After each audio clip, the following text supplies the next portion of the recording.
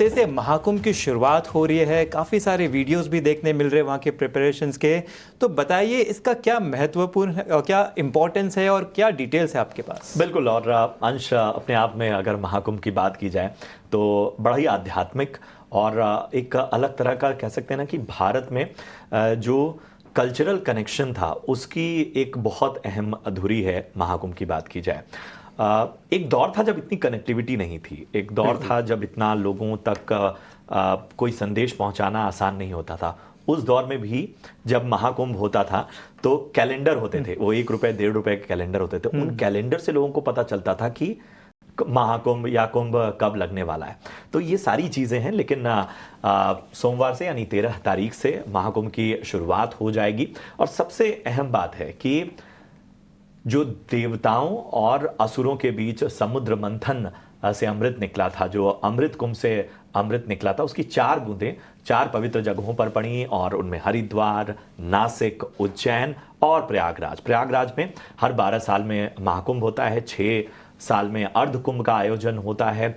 विशेष महत्व है स्नान का, अलग अलग तिथियां जो हैं, चाहे मौनी अमावस्या हो या पूर्णिमा स्नान हो, संक्रांति स्नान हो, इन सभी की एक अलग मान्यता है। और लगभग 45 करोड़ लोगों के वहां पर पहुंचने की संभावना है। और इस लिहाज से देखें तो खासतौर पे टूरिज्म की बात कर ली जाए, ट्रैवल की बात की जाए, रिलीजियस टूरिज्म अब बहुत बूम पे होगा। और हाल फिलहाल हमने देखा कि सरकार के प्रयासों से बहुत सी चीज़ें ऐसी बेहतर हुई हैं, नए नए टूरिज्म सर्किट डेवलप हो रहे हैं। और यही वजह है कि दक्षिण भारत से लोग पहुंच रहे हैं, गुजरात से लोग पहुंच रहे हैं, देश विदेश से लोग पहुंच रहे हैं। और 45 करोड़ कम संख्या नहीं होती। पिछली बार मात्र 13 करोड़ लोग शामिल हुए थे और इस बार 45 करोड़ का अनुमान है।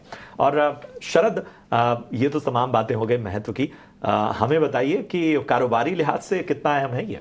जी बिल्कुल, कारोबारी लिहाज से ये बहुत इंपॉर्टेंट है। लगभग आप कह सकते हैं 80% का रेवेन्यू ग्रोथ का एस्टिमेशन है। आंकड़ा सुनेंगे, 2 लाख करोड़। बाप रे, ये बड़ा आंकड़ा है। 13,000 ट्रेन आने वाले हैं, 117 फ्लाइट। ये आंकड़े देख के लग रहे कितने बड़े हैं, बट ऑफ कोर्स कुछ लिस्टेड प्लेस भी है, क्योंकि अगर हम बात कर ही रहे हैं किसी चीज़ की तो स्टॉक्स क्या इंपॉर्टेंट है, तो ये बहुत इंपॉर्टेंट होती है। IRCTC तो आप सबसे पहले ले ही लीजिए।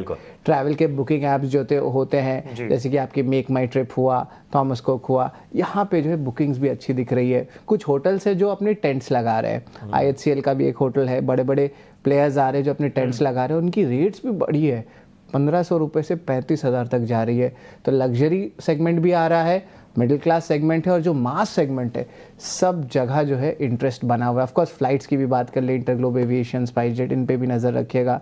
स्टॉक की तो लिस्ट है, क्योंकि हमने ये चीज़ ऑलरेडी एक्सरसाइज की अयोध्या की जब लास्ट ईयर आई थी, तो वहाँ से एनालिसिस किया था। और यहाँ भी दिख रहा है इस बार भी जो है बहुत भीड़ आने वाली है। शरद, आपकी थोड़ी माथापच्ची और होगी, ये जब पूरा आयोजन खत्म होगा और जब डेटा फ्लो आएगा तब वो जो फिगर्स हम अपने दर्शकों के सामने रखेंगे, तो उसके लिए थोड़ी कमर कस लीजिएगा। जी बिल्कुल, वो डेटा तो रहेगा। खास करके FMCG के बारे में एक चीज़ बताना चाहूँगा कि FMCG अभी म्यूटेड है, लेकिन इतना खपत हो सकता है वहाँ पे, तो बहुत लोगों की या उस सेगमेंट की जो है वॉल्यूम ग्रोथ में बढ़ोतरी आ सकती है। वो डेटा अगर मिल जाता है तब एक पॉजिटिव रिएक्शन FMCG स्पेस में आ सकता है। तो बिल्कुल, ये तमाम बातें जो हमने कुंभ से जुड़ी बताई आपको, कारोबार के लिहाज से, आध्यात्मिक लिहाज से, संस्कृति और परंपराओं और इसके महत्व